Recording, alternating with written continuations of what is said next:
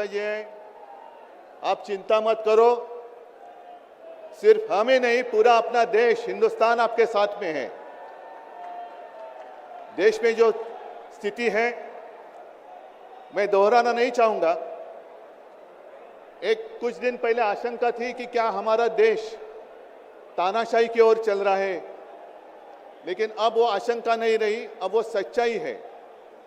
अगर बीजेपी सरकार को ऐसे लग रहा होगा कि अरविंद जी को अरेस्ट किया, हेमंत जी को अरेस्ट किया तो लोग डर जाएंगे, लेकिन उनको आज तक पता नहीं, उन्होंने अपने देशवासियों को कभी पहचाना नहीं। मेरे भारत का हर कोई डरने वाला नहीं, लड़ने वाला है। और अगर हिम्मत है तो बाकी आपकी सारी एजेंसीज हैं, ईडी, सीबीआई, इनकम टैक्स, जैसे हम इंडिया गठबंधन बनाकर सबके सामने आए हैं, अगर आप में हिम्मत है तो बीजेपी को मैं कहता हूं, चुनौती देता हूं कि बाकी सारी लोगों को छोड़ दो, आप सीधा आपके बैनर पर लगा दो कि बीजेपी के साथ जो 3 साथी पार्टी है वो ईडी, इनकम टैक्स और सीबीआई है।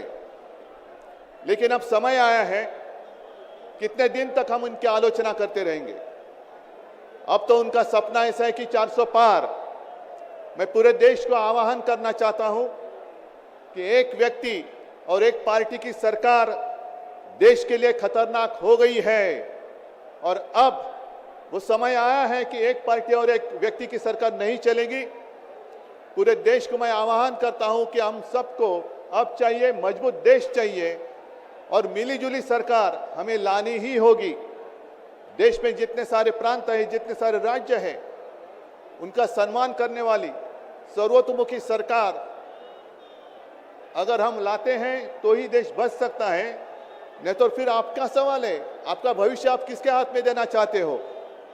हम सारे आए हैं चुनाव के प्रचार के लिए नहीं आए हैं, हम प्रजातंत्र की रक्षा के लिए आए हैं। और कैसी सरकार है? अरविंद जी के ऊपर इल्जाम लगा दिया, डाल दिया जेल में। हेमंत जी के ऊपर इल्जाम लगा दिया, डाल दिया जेल में। ये कौन सा तरीका है? इनके पास जितने सारे लोग हैं, मैं आपके सामने आने से पहले कुछ पत्रकारों के साथ वार्तालाप कर रहा था और उन्होंने कहा कि उद्धव जी अब उन्होंने इनको साथ में ले लिया, उनको साथ में ले लिया। जिनके ऊपर भ्रष्टाचार के आरोप खुद भाजपा ने लगाए थे, उनको उन्होंने वॉशिंग मशीन में डालकर साफ सुथरा नहला धोला कर अपने मंच पर विराजित कर दिया। तो आप क्या विश्वास रख सकते हैं? जितने देश में भ्रष्ट लोग हैं, उन सारे लोगों को इकट्ठा लेकर बीजेपी देश को विकास के राह पर लेके जा सकता है? भ्रष्ट लोग देश का विकास कर सकते हैं?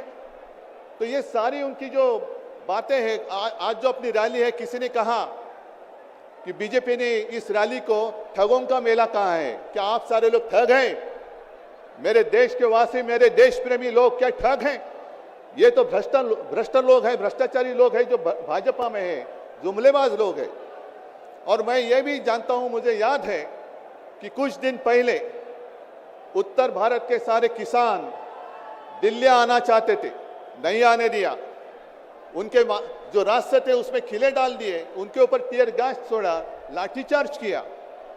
तो मैं पूरे देश के किसानों का आह्वान करता हूं, आप अन्नदाता हो, आप अन्नदाता हो, अन्नदाता देवो भव हमारी संस्कृति है। जो सरकार किसानों को आतंकवादी मानते हैं और जो सरकार किसानों को दिल्ली आने से रोकती है, तो पूरे अब समय है कि पूरे देश के किसानों ने किसानों को आतंकवादी समझने वाली भाजपा सरकार को दिल्ली आने से रोकना होगा। जैसे आपकी राह, उन्होंने आपके रास्ते दिल्ली आने से रोकी थी, वैसे अब किसानों ने बीजेपी को दिल्ली आने से रोकना ही होगा। और एक नारा जो मैंने मुंबई में दिया था, वो जो कहते हैं कि आपकी बार 400 पार, मैं आपको आह्वान करता हूं कि जहां से आप आए हुए हैं, आप जाओ, अपने घर पे जाओ, जहां भी जाएंगे गांव में जाओ, लेकिन एक नारा आपको देना होगा तानाशाही के खिलाफ, अब की बार भाजपा तड़ी पार, अब की बार भाजपा तड़ी पार। और ऐसे तानाशाही करने वाली सरकार अब हम दिल्ली आने नहीं देंगे। यही शपथ लेकर आगे हमें जाना होगा। और फिर से एक बार सुनीता जी, कल्पना जी, आप चिंता मत करो, पूरा देश आपके साथ है। आप लड़ाई जीतेगी और हम सब लड़ाई जीतेंगे, प्रजातंत्र जीतेगा। जय हिंद, जय महाराष्ट्र। बहुत बहुत धन्यवाद। मैं